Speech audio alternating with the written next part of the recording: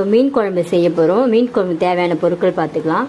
நான் இதை புளி தண்ணி வந்து கரைச்சி வச்சுருக்கேன். அதுக்கு தேவையான மிளகாத்தூள் வச்சுருக்கேன், எண்ணெய், வடகம், கடுகு, வெந்தயம், சீரகம்லாம் வச்சுருக்கேன். அதை பாருங்கள், மீன், இந்த வெங்காயம், தக்காளி எல்லாம் வச்சுருக்கேன். கொஞ்சம் வெங்காயமும் கருவேப்பிலை, பூண்டு ஒன்றும் பாதியமாக இடித்து வச்சுருக்கேன்.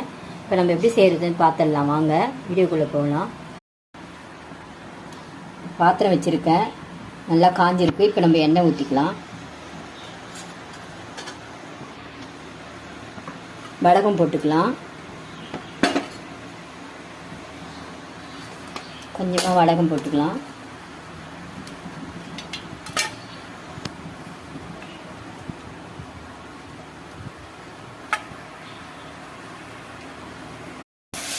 இப்போ பாருங்கள், இப்போ இது நல்லா ஒரு வதக்கி வச்சு இப்போ இதில் வந்து நம்ம ஒரு கொஞ்சம் வெங்காயம், கொஞ்சம் தக்காளி போட்டு ஆட் பண்ணிக்கலாம்.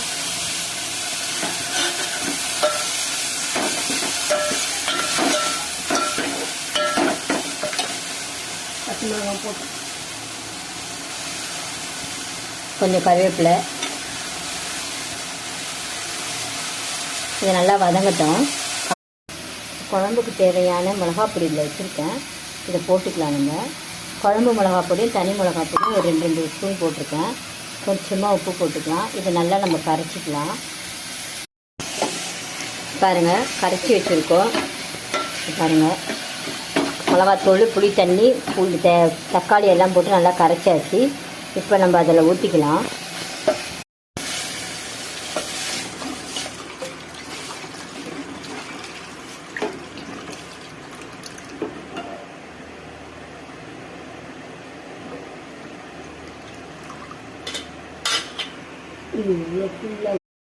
நல்லா சுண்டி வந்துடுச்சு பாருங்கள். பாருங்கள், இப்போ இன்னும் கொஞ்சம் சுண்டி வரணும். அதனால் நம்ம மீனை போட்டு இறக்கிக்கலாம்.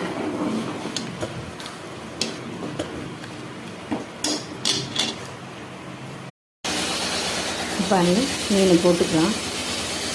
எல்லாம் போட்டாச்சு. பாருங்கள், நல்லா கொதித்து வரட்டும். கொதிச்சதுக்கப்புறம் காட்டுறேன்.